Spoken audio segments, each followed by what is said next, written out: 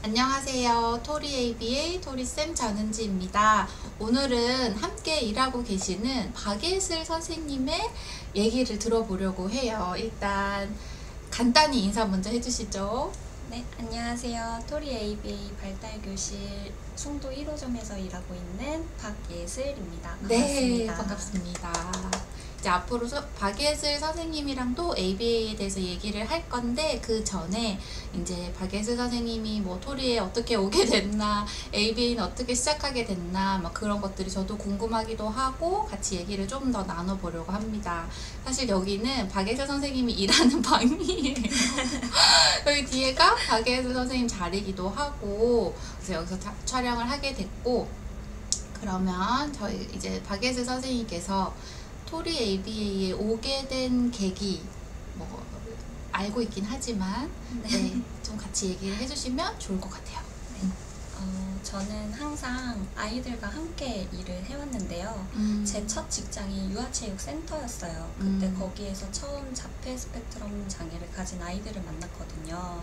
그 이후로 놀이학교 담임으로 있을 때도 발달장애가 있는 아이들을 만났고, 토리 오기 전 직장에서는 발달장애가 있는 성인분과도 함께 했었어요. 근데 이렇게 발달장애를 가진 유아부터 성인까지 다양한 분들을 만나왔는데, 그럴 때마다 고민이 항상 많았거든요. 어떻게 하면 이 아이가 즐겁게 생활할 수 있을까? 어떻게 하면 뭐 효과적으로 아이랑 소통을 할 수 있을까? 이런 걸로 고민이 많았었어요. 그래서 그러던 중에 이전 직장에서 이런 고민을 계속 하고 있을 때 선임이 ABA에 대해서 좀 알려주시면서 한번 공부를 해봐라 라고 조언을 해주셨거든요. 그 조언을 계기로 ABA에 대해서 알게 되었고, 은지 원장님을 만나서 그리고 만나게 돼서 현재는 대학원에서도 공부를 하고 있고요. 토리 선생님들과 함께 성장을 해나가고 있습니다. 그렇죠. 우리 아까 선임을 통해서 알게 됐어요. 네. 그리고 그러면 어쨌든 첫 직장부터 뭐 유아체육, 그 다음에 또 놀이학교, 그 다음 뭐 체육 수업 같은 것들, 이런 것들을 하시면서 좀 더 느린 아이들이나 장애가 있는 아이들에 대해서 관심을 가졌고, 그럼 그때는 ABA라는 용어를 들어본 적 있으셨어요? 그때는 그런 ABA에 대한 관련된 것들? 이런 것들 아예 들어보지를 못했었어요. 그러니까 아직도 네. 좀 낯선 개념이긴 한 것 같아요. 뭐 언어치료, 놀이치료 이런 건 다 들어봤는데 ABA는 아직까지 다 대중적인 느낌은 아니기는 해요. 그러면 또 ABA를 해봐야겠다라고 생각을 했을 때 배울 수 있는, 일할 수 있는 여러 기관이 있었을 텐데 굳이 이 멀리 송도까지 와서 하게 된 토리가 어떤 특성 때문에 토리에 오게 되셨는지도 얘기 좀 해주세요. 토리를 선택한 이유는 여러 가지가 있지만, 그 중에서도 가장 큰 차이점은 끊임없이 배울 수 있는 그런 환경이 조성되어 있다는 점이에요. 그래서 저는 사람이 계속해서 배워야지 미래가 있다고 생각을 하거든요. 근데 토리에서는 아이들과 수업을 하기 전에도 그렇고 수업을 한 후에도 그렇고 항상 선생님들과 다 같이 상의를 하기 때문에 그 공부할 수 있는 분위기가 자연스럽게 만들어지거든요. 이게 큰 장점이라고 생각을 합니다. 이런 분위기 덕분에 저도 아이들 한 명 한 명에게 더 많은 에너지를 쏟게 되고, 단지 수업만 하는 것이 아니라 아이들에게 더 나은 교육을 제공하기 위해서 모든 선생님들이 함께 고민을 해요. 그리고 토리의 모든 선생님들이 모든 아이들을 다 알고 있기 때문에 이 아이마다 개별화된 프로그램, 이런 걸 짤 때 다양한 의견과 방법들을 같이 상의를 할 수 있고요. 그렇기 때문에 어떻게 하면 이 아이에게 가장 좋은 교육을 제공을 할 수 있을까라는 고민을 할 수 있어요. 그래서 선생님들도 아이들도 모두 성장하고 있다는 느낌이 강합니다. 이게 토리와 다른 기관의 차이점이지 않을까 싶어요. 뭔가 제가 시킨 것 같은 느낌이 드는데 그렇지 않아요. 절대로. 네. 제가 이게 답안을 시킨 게 아닙니다.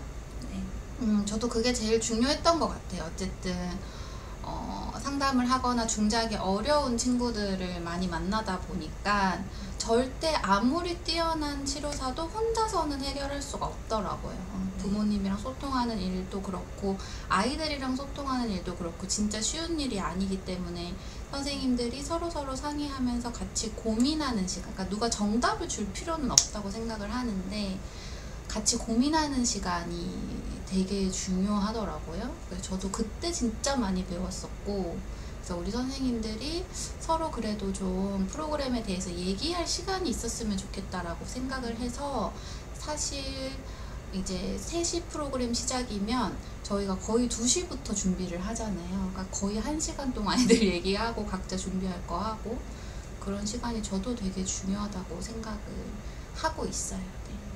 그러면은 지금 ABA를 우리가 같이 한 지 1년 반이 넘었는데, 뭐 처음에 생각도 있으셨겠지만 지금은 또 어떤 상담사, 어떤 중재자가 되고 싶은지도 궁금합니다.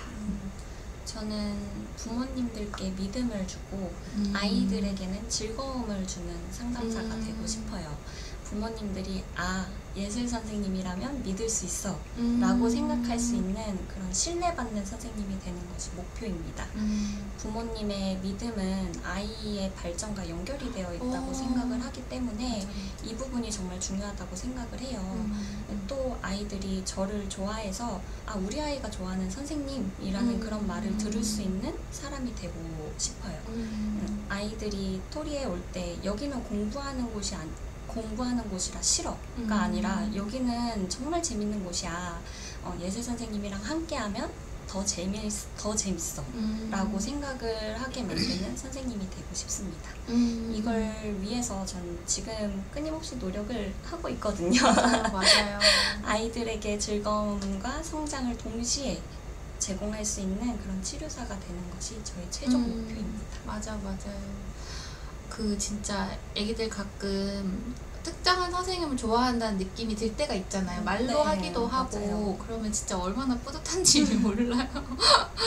네, 그리고 또 우리가 중요하게 생각하는 게 사실 너무너무 많죠. 뭐 반복적인 연습이 사실 필요한 아이들은 해야 되고, 또 재미를 추구해야 될 때도 재미를 추구해야 되고, 진짜 중요한 부분들이 너무너무 많아서 하나만 꼽기가 어렵긴 한데, 그래도 이제 예술 선생님이 생각했을 때 중재를 할 때나 상담할 때 가장 중요하다고 생각하는 거 한 가지 정도만 얘기를 해주시면 좋을 것 같아요. 저희 토리 모든 선생님들이 공감을 하는 부분이라고 생각을 하는데, 저는 아이들과 과제를 진행하면서 가장 중요한 게 동기유발이라고 생각을 해요. 아이가 어떤 과제를 수행하려면 그 과제를 할 이유가 있어야 하잖아요. 동기가 없다면 이 아이는 그 과제를 할 필요성을 느끼지 못할 때니까요. 그래서 동기유발이 정말 중요하다고 생각합니다. 앞서 말씀드렸듯이 제가 즐거운 선생님이 되고 싶다고 했잖아요. 이 부분도 동기유발과 깊은 연관이 있어요. 제가 아이에게 있어서 과제를 할 수 있는 동기가 되어주는 선생님 거죠. 자체가. 네. 그래서 아이들이 저와 함께하는 시간이 제일 재밌고 즐겁다면 자연스럽게 그 과제에도 적극적으로 참여를 하게 되니까요. 그래서 저는 항상 아이들에게 즐거움을 주면서 그 안에서 동기유발을 하는데 중점을 두고 있습니다. 동기유발을 하고 내가 그 동기가 되겠다. 네, 그렇죠. 좋습니다. 그러면은 저희가 또 앞으로도 뭐 느린 아이들 키우는 부모님도 상담을 하게 되고 교육도 하게 될 텐데, 그리고 사실 뭐 매일 만나고 있기도 하고, 우리 느린 아이들을 키우는 부모님들에게 하고 싶은 말이 있다면 또 이렇게 차분한 목소리로 얘기해 주시면 좋을 것 같아요. 저는 항상 부모님들께 믿음을 드리는 선생님이 되고 싶다고 말씀을 드렸잖아요. 그 믿음은 부모님들과의 신뢰를 바탕으로 아이들에게 더 나은 교육을 제공할 수 있는 원동력이 된다고 생각해요. 믿음. 네. 아이들과 함께하는 그 모든 과정이 항상 쉽지만은 않겠지만 제가 즐거운 선생님이 되기 위해 노력을 하는 것처럼 부모님들께서도 아이들에게 힘을 내주셨으면 합니다. 그래서 부모님들이 꾸준히 힘을 내주시고 함께 아이들을 위해 노력을 해주신다면 그 작은 노력들이 모여서 아이들에게 큰 변화를 가져올 거라고 믿어요. 배움을 꾸준히 이어가다 보면 처음에는 작은 반짝임처럼 보이는 아이들의 변화가 나중에는 큰 은하수를 만들어낼 거거든요. 그 과정을 함께 해주시는 부모님들께 정말 감사를 드리고 포기하지 않고 끝까지 함께 걸어가 주셨으면 좋겠습니다. 저도 그 여정에서 부모님들과 아이들에게 믿음과 즐거움을 줄 수 있는 치료사가 될 수 있도록 노력하겠습니다. 네, 너무 감동적이에요. 반짝임이 은하수가 될 때까지 힘을 내자. 힘을. 맞아. 근데 그 끈기 그리고 사람이 다운되는 시기가 있잖아요. 부모님들한테서도 보일 때가 있어요. 저희도. 네. 그죠?